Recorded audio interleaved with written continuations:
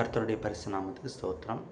இன்றைக்கி நம்ம தியானத்துக்கு எடுத்துக்கொண்ட பகுதி என்ன அப்படின்னா, நீதிமொழிகள் புத்தகத்தில் 1வது அதிகாரத்தில் 8வது வசனமும் 9வது வசனமும் இன்றைக்கி பார்க்கலாம். ஜெபம் செய்வோம். அன்பின் பரமபிதாவே, நன்றியோடு துதிக்கிறோம், ஸ்தோத்திரிக்கிறோம் அப்பா. இன்றைய நாளில் கூடப்பா நாங்கள் உமது வசனத்தை தியானிக்க போகிறோம் தகப்பனே. எங்களுக்கு நீங்கள் உதவி செய்யுங்க அப்பா. தகப்பனே, ஆவியானவர் மூலப்பா எங்களுக்கு நீங்கள் சொல்லிக் கொடுங்க. கேட்குற உள்ளங்களை அப்பா நீங்கள் திறந்து இந்த வசனங்களப்பா அவர்களுக்கு பிரயோஜனப்படுவதற்காக நீங்கள் உதவி செய்யுங்க தகப்பனே. எங்களை தாழ்த்தியும் கர்த்தர் தெரியும் இயேசுவின் நாமத்தில் ஜெபிக்கிறோம் நல்ல பிதாவே, ஆமென். இன்றைக்கி பார்த்துக்கிட்டிங்கன்னா என்ன வசனம் பார்க்கணும் அப்படின்னா, நீதிமொழிகள் 1:8-9. 8வது வசனம் என்ன சொல்லுன்னா, என் மகனே உன் தகப்பன் புத்தியை கேள், உன் தாயின் போதகத்தை தள்ளாதே. 9வது வசனம் என்னன்னா, அவைகள் உன் சிரசுக்கு அலங்காரமான முடியும், உன் கழுத்துக்கு சரப்பணியுமாய் இருக்கும் அப்படின்னு வசனம் சொல்லுது. என்ன அப்படின்னா, நம்ம தாய் தகப்பனோட சொல்ல கேட்கணும் அப்படின்னு சொல்லி வசனம் சொல்லுது.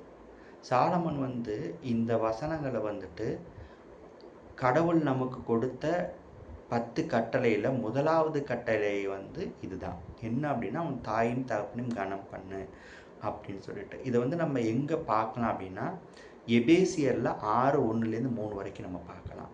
அது என்ன வசனம்னா, பிள்ளைகளே உங்கள் பெற்றாருக்கு கர்த்தருக்குள் கீழ்ப்படியுங்கள், இது நியாயம். உனக்கு நன்மை உண்டாயிருப்பதற்கும் பூமியிலே உன் வாழ்நாள் நீடித்திருப்பதற்கும் உன் தகப்பனையும் தாயையும் கனம் பண்ணுவாயாக என்பதே வாக்கு தத்தமுள்ள முதலாம் கற்பனையாக இருக்கிறது. இதில் என்ன அப்படின்னா, தாய் தகப்பன் சொல்ல கேட்கணும் அப்படின்னு சொல்கிறதுல இங்கே என்ன சொல்லியிருக்காங்கன்னா, தாய் தகப்பனை கனம் பண்ணணும் அப்படின்னு வசனம் சொல்லுது. தாய் தகப்பனை நம்ம எப்போ கனம் பண்ணுவோம் அப்படின்னா, அவங்களோட சொல் பேச்சை கேட்டு அதுக்கு தகுந்த மாதிரி நடக்கிறப்ப தான். அப்போ என்ன அப்படின்னா, நம்ம அவங்க சொல் பேச்சை கேட்டு அவங்களுக்கு தகுந்த மாதிரி நடக்கிறப்போ அது நமக்கு என்ன பலன்களை கொடுக்குது அப்படின்னு சொன்னால், தந்தையோட பேச்சை கேட்டு நம்ம நடந்தோம் அப்படின்னு சொன்னால் அது என்ன அப்படின்னா, நம்ம சிரசுக்கு ஒரு முடியாட்டம். அதாவது என்ன, ராஜாக்கள் தலையில் மணிமுடி சூடுவாங்கள அந்த மாதிரி முடியாட்டம்.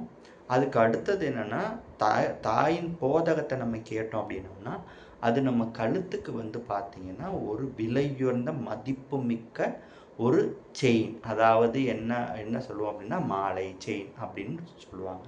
ஸோ அந்த மாதிரி நமக்கு அவங்களோட வார்த்தைகள் அந்த மாதிரி நமக்கு பிரயோஜனமாக இருக்கும். தந்தையோட வார்த்தைகள் எப்படி இருக்குன்னா, தலைக்கு மகுடமாக இருக்கும், அதாவது முடியாக இருக்கும், மகுடமாக இருக்கும். தாயினோட வார்த்தைகள் நமக்கு விலையுயர்ந்த மதிப்பு மிக்க கழுத்தில் போடுற மாலை செயினாக இருக்கும் அப்படின்னு சொல்லி வசனம் சொல்லுது. என்ன அப்படின்னு சொல்லி பார்த்தீங்க அப்படின்னா, இந்த கழுத்தில் போடுற செயினும் தலைக்கு போடுற முடியும் பார்த்தீங்க அப்படின்னா, யார் இதெல்லாம் பண்ணுவாங்கன்னா, நல்ல மதிப்பு மிக்க செல்வாக்கு மிக்க ராஜாக்கள் தான் இந்த மாதிரி பண்ணுவாங்க. இப்போ பார்த்தீங்க அப்படின்னு சொன்னீங்கன்னா, தலைக்கு முடி யார் போடுவா? ராஜாக்கள். ஸோ அப்போ நம்ம தகப்பன் சொல்ல கேட்கல, நமக்கு அது என்னவோ நமக்கு முடியாக ஆட்டோமேட்டிக்காக வந்துடும். அடுத்தது தாயினோட போதகத்தை கேட்கல என்ன அப்படின்னா, நமக்கு விலை மதிப்பில்லாத செயினாக வந்துடும். ஸோ இது ரெண்டும் இருந்ததுன்னா நம்மளோட நிலைமை எப்படி இருக்குன்னா, ஆட்டோமேட்டிக்காக அதுவாகவே உயர்ந்த ஸ்தானத்துக்கு போகிற மாதிரி. அப்போ என்ன அப்படின்னா, தாயோட பேச்சையும் தகப்பனோட பேச்சையும் கேட்டோம் அப்படின்னம்னா, நம்ம சமுதாயத்தில் ஒரு உயர்ந்த பதவியில் உயர்ந்த நிலைமையில் நம்ம அடைவோங்கிறதுக்கு எந்தவித தடையும் கிடையாது, எந்தவித மறு உத்தரவாதமும் கிடையாது. அதனால் வசனம் என்ன சொல்லுதுன்னா, தாய் தகப்பன் பேச்சை கேட்டு நடங்க, அவங்கள கனம் பண்ணுங்க அப்படின்னு சொல்லி சொல்கிறாங்க. சரிங்களா?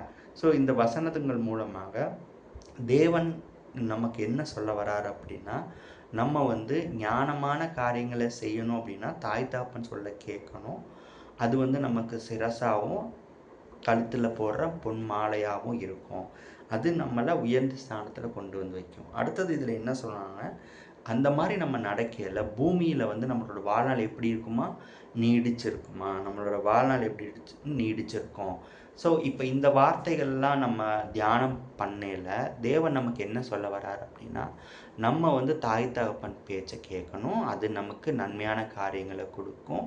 அது நம்மளை உயர்ந்த ஸ்தானத்தில் கொண்டு போகும். அது நமக்கு நீடிய வாழ்வை தரும். ஸோ இந்த தியான பகுதியோடு நம்ம இன்னைய நாளுக்குரிய இந்த வசனங்களில் நம்ம தேவன் சமூகத்தில் வைக்கலாம். ஜெபம் செய்வோம்.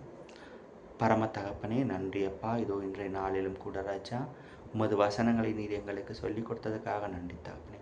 இது எங்களுக்கு பிரயோஜனப்படுவதற்காக நாங்கள் ஜெபிக்கிறோம் அப்பா. தகப்பனை ஆசீர்வதிங்க, தொடர்ந்துங்க கூட இருங்க. இயேசுவின் நாமத்தில் ஜெபிக்கிறோம் நல்ல பிதாவே. ஆமென்.